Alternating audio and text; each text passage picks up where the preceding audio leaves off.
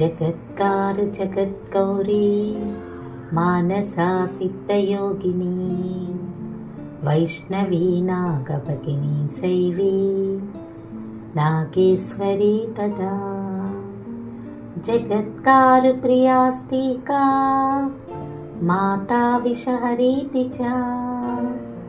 महाज्ञानयुता चैवपादेवी विश्वपूजिता द्वादशैतानि नामानि पूजाकाले च यः पठेत् तस्य नागभयं नास्ति तस्य वंशोद्भवस्य च नागपीते च शयने नागग्रस्ते च मन्दिरे